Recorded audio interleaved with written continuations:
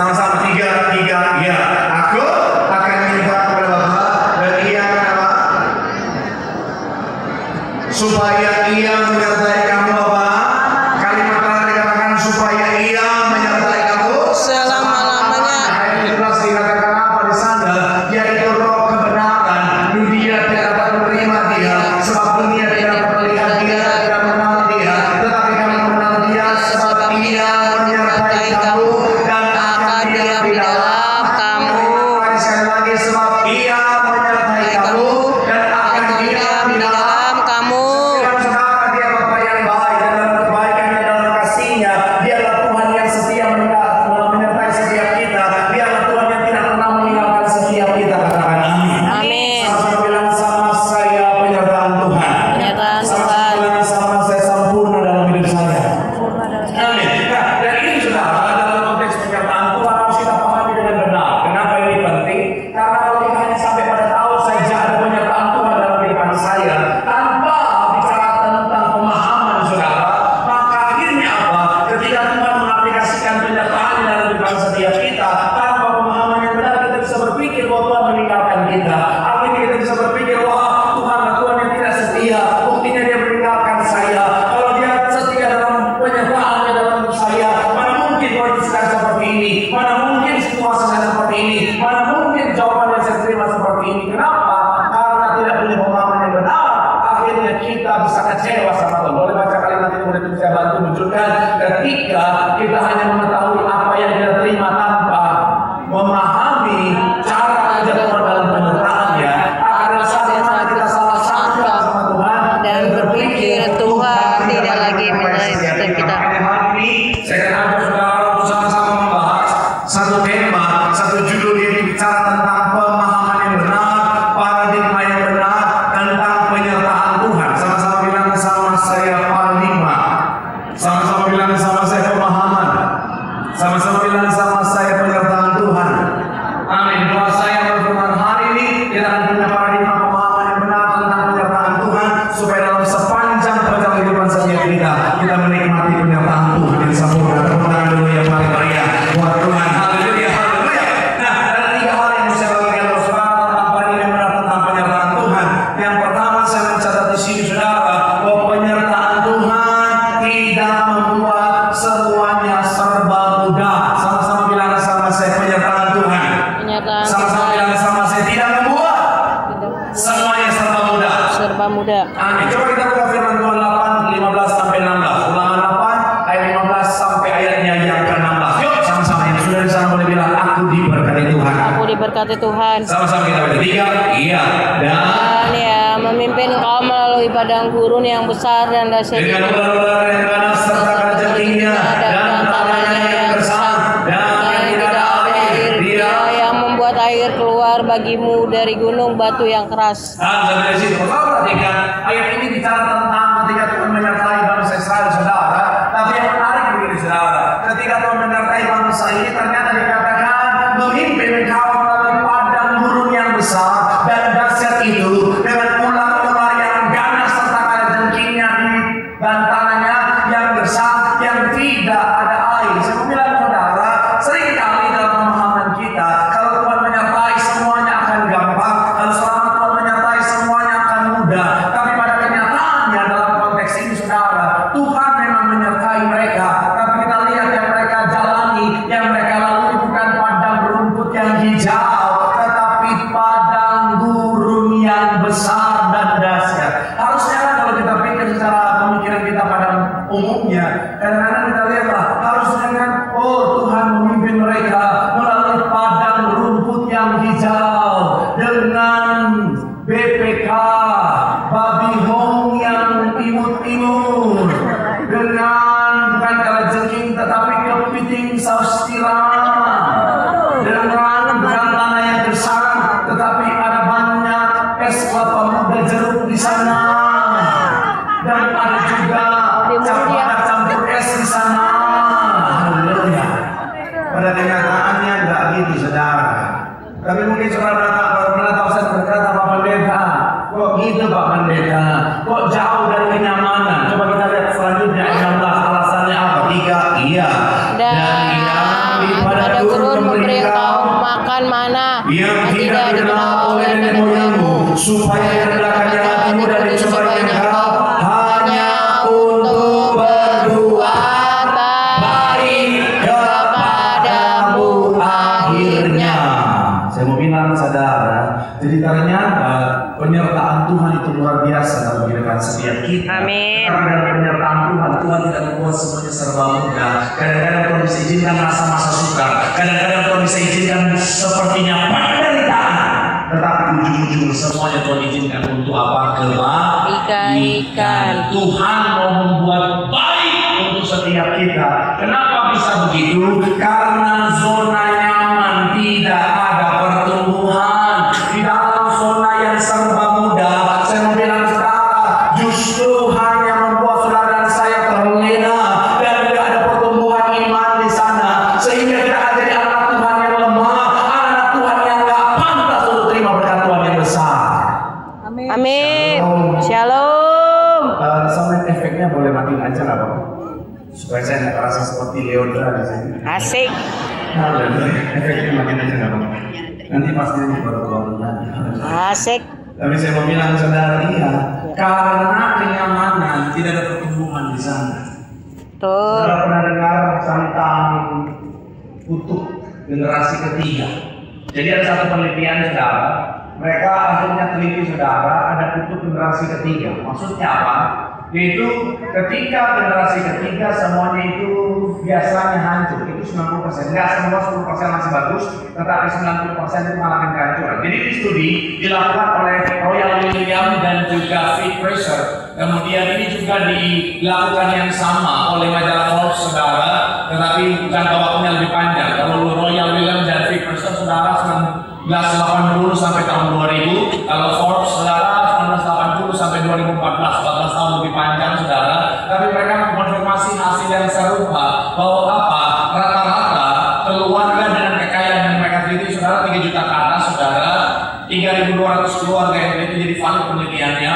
Nah, dan akhirnya apa saudara, mereka menemukan generasi pertama itu biasanya sukses berhasil, mereka bisa membangun dalam konteks kekayaan dan kesuksesan. Tetapi generasi kedua sudah mulai mengalami yang namanya penurunan dan akhirnya berakhir bahkan hancur di generasi ketiga. Kenapa bisa begitu? Dari penelitiannya mereka menemukan generasi pertama karena mereka berjuang. Biasanya mereka berawal dari perjuangan, dari masa-masa sukar, dari masa-masa yang berat, masa-masa yang tidak mudah. Akhirnya mentalitas mereka mentalitas berjuang. Akhirnya mereka bisa bangkit dan membangun bisnis, membangun kekayaan, membangun kesuksesan. Nah, generasi yang kedua, mereka masih melihat generasi yang pertama berjuang. Mereka masih melihat generasi pertama itu saudara dalam perjalanan kehidupannya membangun semuanya. Akhirnya apa? Waktu mereka nggak sepenuhnya mengalami, tetapi mereka bisa melihat dengan mata kepala sendiri contoh atau bicara tentang role model dengan yang luar biasa itu saudara dari generasi pertama. Akhirnya mereka biasanya cenderung bertahan.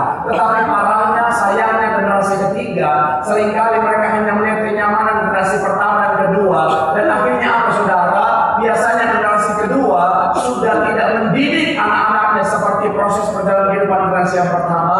Dan saya mau bilang saudara, ada fenomena generasi pertama yang tadinya berjuang dengan susah payah, mereka nggak mau generasi ketiga mengalami kondisi yang sama. Akhirnya mereka juga membanjakan generasi ketiga saudara. Akhirnya apa? Generasi ketiga banyak yang hancur. Tapi saya nggak usah jauh-jauh saudara ya. Saya pakai contoh keluarga saya. Keluarga saya dididik dengan cara yang keras. Papi saya ada keturunan Belandanya, mami saya kayak company saudara. Jadi papi saya yang ada keturunan Belanda, dia mendidik cara feodal mami saya saudara. Dia betul, kalau Tuhan Yesus memang dididik. Nggak ada kayak zaman sekarang. No, nggak ada. Ketak. Yes. Saudara tahu itu sapu lidi zaman sekarang itu kurang gizi saudara. Tuh. Iya, ini orang dulu pasti tahu. Sapu lidi zaman sekarang itu kurang gizi saudara. Kecil-kecil cuma buat kasur saudara. Betul. Untuk MBB kalau sapu-sapu zaman sekarang. Iya, kalau yang zaman dulu saudara, MBB-nya gede banget saudara. Terus dikumpulin yang gede. Saya dulu ingat banget kalau mengenal saudara itu bikin sapu lidi itu pakai kaleng sarden yang besar, bukan yang kecil-kecil. Yang besar ada. Ada. Zaman dulu ada. ada. Nah, itu dibikin jadi sapu di bawah satu halaman rumah, saudara. Saya pernah nggak mau sekolah, nanti saya hajar pakai itu, saudara. Ini. Memang dia ada sampai sisa pegangannya doang, sapunya habis, saudara. Betul. Berdarah dong. Baik-baik, anak mau sekolah udah kayak habis dipegang maling, saudara. Oh, berdarah dulu Tuhan, oh Tuhan. Oh, tapi orang sekolah, saudara. Nah, oke. Nah, kira-kira seperti itulah masa kecil saya. Saya lagi datang dan anak saudara yang nikah. Di rumah saya, belum lama anak saya nakal. Dan anak saya di mbaknya. Iya, ini mbak. Gimana salah? Jangan diukur. Karena berdiri di tangga. Diukur. Saya keras sama dia. Jangan salah. Harus berdiri di tangga. 1 menit berdiri di tangga. Dia berdiri di tangga. Tiba-tiba maksudnya yang berdiri. Mami nggak tega. Aduh. Jangan terlalu keras sama anak.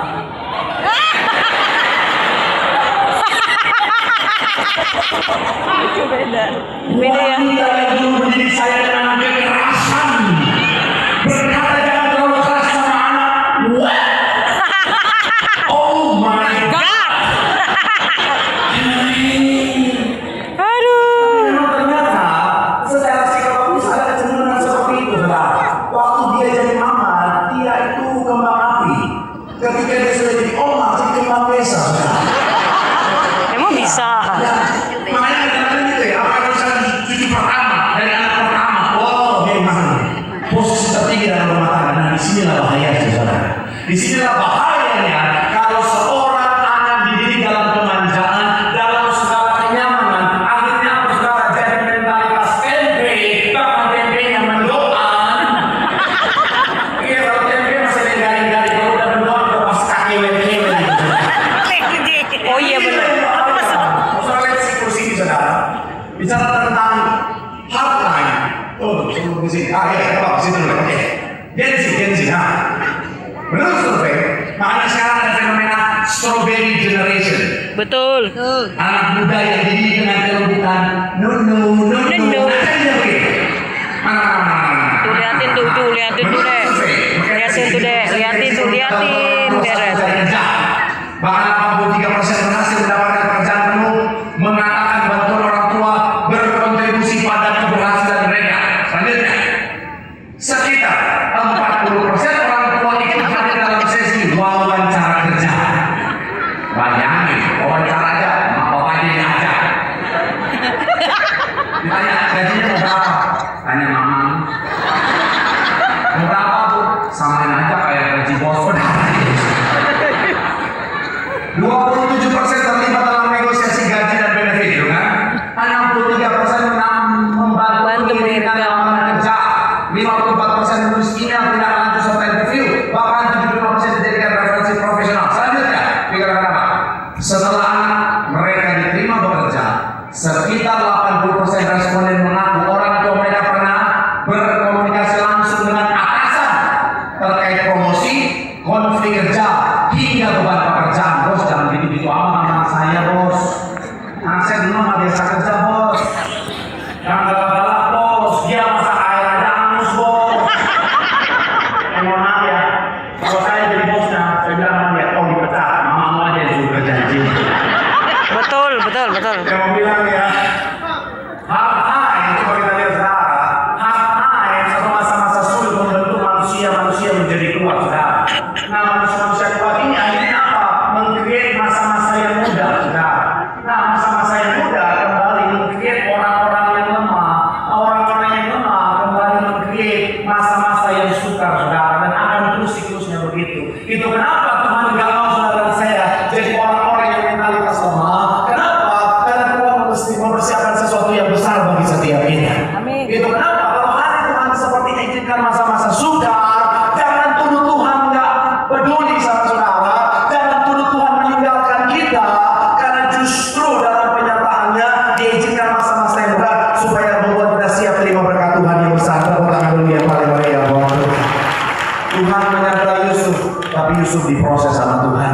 Tuhan menyertai Daud, tapi Daud juga diproses sama Tuhan. Tuhan menyertai Daniel, tapi Daniel diproses sama Tuhan. Tuhan menyertai Sadrak, Mesak, Abednego, tapi mereka semua diproses sama Tuhan. Kalau hari ini Tuhan izinkan masa-masa sukar, karena Tuhan mau memproses setiap kita, mau membentuk membentuk setiap kita untuk jadi pribadi yang kuat untuk terima berkat Tuhan yang besar. Saya lagi tepuk tangan yang paling bagi Tuhan. Kita tangan kiri jauh kedatangan Tuhan.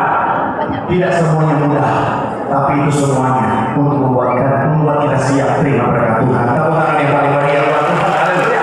Yang selanjutnya yang kedua, apa bicara tentang penyertaan Tuhan yang kedua, penyertaan Tuhan tidak membuat semuanya serba cepat. Sama-sama bilang sama saya, penyertaan Tuhan tidak membuat semuanya serba cepat. Coba kita buka ayat sekarang. Yosua 5 ayat 6a, sama-sama. 3, iya.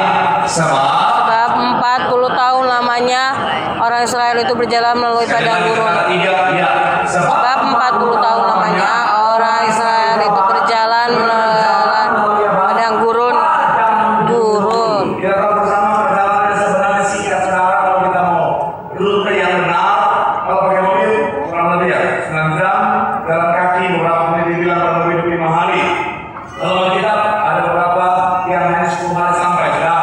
Tapi dikatakan sudah di sana 40 tahun. Kenapa?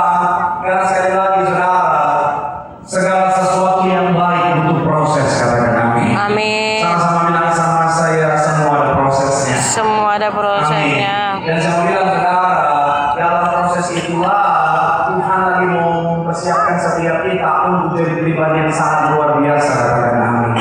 Itu kenapa kalau doa belum dijawab sama Tuhan. Itu kenapa kalau karirmu tak kunjung naik kalau kau sudah berdoa. Bisnismu tak kunjung naik kalau kau sudah berdoa. Karena kadang-kadang Tuhan lagi mau mempersiapkan setiap kita. Nah masalahnya kita seringkali terbiasa dengan semua yang serba instan. Kita mau semuanya serba cepat. Saya bilang saudara, Tuhan punya waktu yang terbaik bagi setiap kita. Jangan akhirnya saudara, kalau karirnya nggak instan naik, akhirnya mau bilang, oh Tuhan nggak menyertai saya. Kalau misalnya bisnismu nggak naik dengan instan, oh Tuhan tidak menyertai saya. No, biar Tuhan yang menghargai waktu, katakan amin. Kalau hari ini sekali lagi ya, Tuhan izinkan waktu menunggu. Karena memang Tuhan lagi mau mempersiapkan setiap kita, saudara. Karena jujur, yang mendadak-mendadak itu berbahaya. Betul. Shalom. Shalom. Dan saya mohon maaf ya, kalau kita kayak mendadak, itu bisa jadi bahaya buat kita. Betul. Maaf nanti Pak, Kenapa? aku siap kayak mendadak. Di Indonesia udah nggak ada, dulu pernah ada. Kalau di Amerika masih ada, namanya lotre, saudara. Masih. Ada satu buku yang mencatat tentang semua Masih ada. sejarah tentang orang-orang yang menang lotre. Dan mereka menemukan orang-orang yang menang lotre ini sudah sebagian besar. Mereka yang kaya mendadak dalam posisi yang tidak siap. Rata-rata pada akhirnya hidup mereka hancur. Dan kehancuran mereka jauh lebih parah dibandingkan sebelum mereka dapat lotre. Betul. Dan yang menarik ketika ditanya, kalau suruh memilih, rata-rata bilang begini, kalau tahu hancurnya begini, lebih baik kami nggak usah dapat lotre daripada ujung-ujungnya menderita begitu, saudara. Yes. Itu kenapa Tuhan seringkali izinkan proses terjadi dalam kehidupan setiap kita. Amin. Bukan karena Tuhan meninggalkan setiap kita, kadang-kadang kita berdoa, Tuhan menjawab, tapi karena ada waktunya Tuhan yang mau Tuhan kerjakan, katakan amin. Amin. Karena waktu itu adalah proses persiapan kita, katakan amin. Tuhan menyertai Yusuf, tapi dari Yusuf dapat mimpi sampai Yusuf jadi raja butuh waktu kurang lebih 13 tahun, saudara. Tuhan menyertai Daud, tapi Daud, saudara, dari saat dia diurapi Samuel sampai akhirnya jadi raja kurang lebih menunggunya 15 tahun, saudara. Tuhan menyertai Daniel, tapi dari Daniel dibuang ke pembuangan di Babel sampai dia dilemparkan ke gua singa itu umurnya 84 tahun. Dari kurang lebih 15 tahun sampai 84 tahun. Saya sampai berpikir, jangan-jangan kenapa singa nggak mau makan Daniel pada masa itu? Dagingnya udah gak enak. Kurang enak. Udah tua. Kurang enak. Yang pertama karena Tuhan yang menutup mulut singa. Betul. Yang kedua, karena singa lihat Daniel, udah kurus banget. Dengan ada isinya, kulitnya udah anget ini, buat ini pikiran saya. Maaf Tuhan. Nah, balik lagi saudara. Prosesnya panjang, saudara. Kehidupan saya tidak sama. Tuhan bawa saya sampai hari ini. Tuhan izinkan proses yang panjang itu karena dikenal banyak orang, ngeri. Betul. Netizen zaman sekarang ngeri. Betul. Salah ngomong dikit ngeri, salah posting dikit ngeri. Apalagi sekarang main threads, oh Tuhan, banyak orang stres di sana. Betul. Sebenarnya bukan threads, crash. Tapi balik lagi saudara, karena proses yang sudah Tuhan izinkan, makanya saya boleh tetap kuat sampai hari ini. Saya suka filosofi namanya Chinese bambu.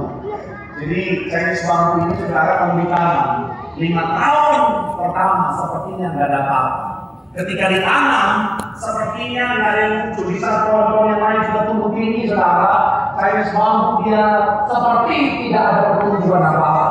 Tapi setelah 5 tahun, setelah akarnya bertumbuh jadi kuat, dalam waktu sangat singkat dia bisa menjulang tinggi lebih daripada puluhan meter dalam waktu yang singkat, saudara. Saya mau bilang Tuhan lagi mempersiapkan setiap kita untuk menjulang tinggi dengan luar biasa. Amin. Tetapi ada proses, ada waktu yang Tuhan mau kita jalani dulu. Bukan karena Tuhan yang menyertai kita, tapi karena Tuhan lagi mempersiapkan setiap kita. Amin. Kalau sudah waktunya, kita akan diangkat naik dari berkat yang luar biasa. Orang siapa yang paling meriah buat Tuhan? Bilang sama kanan kiri, dalam penyertaan Tuhan ada waktunya Tuhan. Tepuk tangan yang paling meriah buat Tuhan. Ya, kami sore ini sudah saudara. Apa artinya benar tentang penyertaan Tuhan yang harus kita pahami dalam kehidupan kita? Penyertaan Tuhan tidak membuat semuanya seperti yang kita inginkan. Kenapa? Karena semuanya sesuai dengan apa yang Tuhan rencanakan. Sama-sama bilang sama saya, penyertaan Tuhan.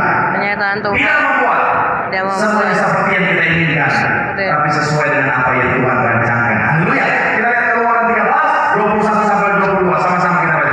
3, ya. Tuhan Tuhan berjalan di depan mereka pada hari di dalam tiang awan untuk menuntun mereka di jalan dan dalam tiang api untuk menerangi mereka sehingga mereka dapat berjalan sekali lagi, siang dan malam. sekali lagi sama-sama kita baca saudara. Tuhan Berjalan di depan mereka pada siang hari dalam tiang awan untuk menuntun mereka di jalan dan pada waktu malam dalam tiang api untuk menerangi mereka sehingga siang dan malam. Saudara perhatikan, Tuhan berjalan di depan mereka, saudara. Posisinya ada di depan mereka. Tujuannya apa, saudara? Untuk menuntun mereka. Saya mencatat di sini, saudara, bicara tentang penyertaan Tuhan berkaitan dengan Tuhan yang memimpin, Tuhan yang menentukan arah, Tuhan yang menentukan jalan, saudara. Jadi bukan bangsa ini yang menentukan jalan, tetapi Tuhanlah yang menentukan, saudara. Saya mau bilang, saudara, penyertaan Tuhan berkaitan dengan kepemimpinan Tuhan. Sama-sama bilang sama saya, penyertaan Tuhan. Penyertaan Tuhan, Sama-sama bilang sama saya, kepemimpinan Tuhan. kepemimpinan Tuhan. Tuhan yang berdiri di depan mereka, Tuhanlah yang menjadi penunjuk arah. Tuhanlah yang menjadi bicara tentang decision maker-nya, saudara. Itu kenapa Yohanes 16 ayat 13 bilang begini, Roh kebenaran akan memimpin kamu ke dalam apa seluruh kebenaran. Kebenaran. Sebab ia Masalahnya ada banyak orang percaya mereka ingin Tuhan menyertai rencana mereka, bukan rencana Tuhan. Tuhan, aku mau mulai bisnis ini, Tuhan sertai. Tuhan, aku mau mulai hubungan sama dia, Tuhan sertai. Bukan tanya dulu sama Tuhan, malah cuma laporan. Apa beda tanya sama laporan? Hah? Hah? kalau Oh, kalau tanya tuh sebelum, kalau laporan itu sesudah. Saya mau bilang saudara, dalam penyertaannya pastikan Tuhan yang jadi decision maker. amin. Nah, orang itu dia nggak tanya Tuhan dulu, langsung mulai bisnis. Ketika bisnisnya hancur, dia tuduh Tuhan dan sertai dia.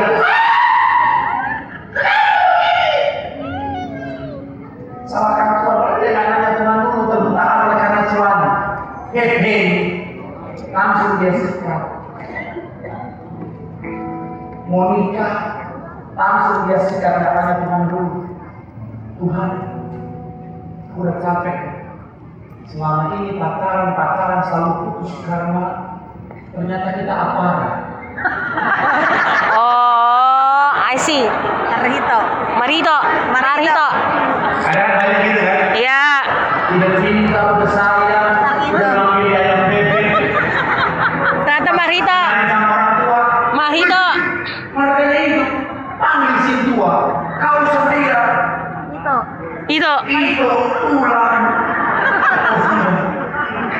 putus. Saimai. Itu saya sudah. Akhirnya main sikat-sikat aja. Setelah ternyata dia adalah lelaki yang jahat. Kau yang tanya cuma kalau Tuhan menyertai, pastikan Tuhan yang jadi sisi mereka berjalan di depan. Amin. Sama seperti gembala dan domba-dombanya. Ada saat di mana memang gembala berjalan di belakang ketika melewati masa-masa yang sukar, melewati daerah-daerah yang rawan, menjamin semuanya tidak ditinggal. Tapi seringkali gembala itu ada di depan dengan tongkat. Nanti saya boleh bagi. Misalnya ini tongkat ya, sama kan? Coba lihat. Ini tongkat, ayo. Saya gembala, mereka domba saya. Asik boy band. Boy band. Boy band. Gembala dan domba. Iya dong. Maaf ya. Kalau timbul dia dosa. Maaf Bapak. Tolong dong, ini tim saya, sabar ya. Bapak jangan. Jadi gembala berjalan di depan, domba di belakang. Apa kan?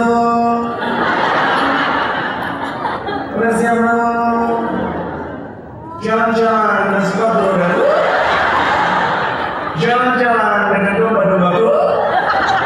Jangan tahu nih. Makanya main TikTok. Kayak gimana tuh? Jalan-jalan dengan kayak orang singa. Jalan-jalan seperti itu. Jalan-jalan dengan domba-domba. Zoom. Ulang-ulang Pak. Pak nggak jadi Pak. Jadi kok serius kok. Serius Pak. Bapak serius. Domba itu di belakang, gembala di depan. Kenapa? Karena gembala itu penentu arah. Asik. Awas ketinggalan. Ya, ini domba kemana? Gembala kemana? Domba itu. Iya dong. Ya. Karena gembala yang paling tahu di mana tujuannya. Gembala yang tahu di mana rumput yang hijau itu tersedia. Gembala yang paling tahu di mana jalan yang aman. Gembala yang paling tahu bicara tentang Bang Dio. Ada Bang Dio. Dorong-dorongan Pak. tahu. Di antara domba-domba yang diberkati ada yang kurang gizi. Iya. Ya sama seperti manusia, domba juga selera makannya ada yang beda-beda. Ya. Domba juga bisa cacingan. Nah, tapi itu tadi dalam perjalanan kadang-kadang ada domba-domba yang sokie, domba-domba yang suka variasi sendiri, nah kayak gitu. Domba-domba lain kemana dia kemana? Padahal di depan ada jurang. Nah makanya gembala ada tongkatnya. Dan masalah lihat nah domba-domba Yesus tadi. Lihat tongkatnya sama kan dengan ini. Saya mau bilang ya, payung ini tuh Kristen banget. Iya. Jadi kalau ada yang bukan Kristen pakai payung ini, setika itu dia juga jadi Kristen.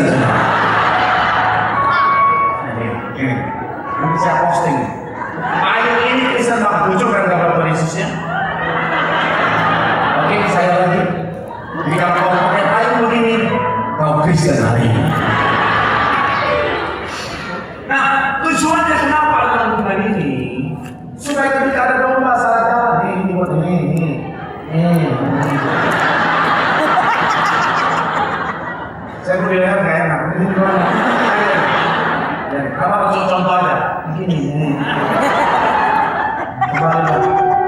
Jadi tujuannya itu, kenapa? Supaya si domba-dombanya tetap pada rancangan yang sudah disediakan buat mereka.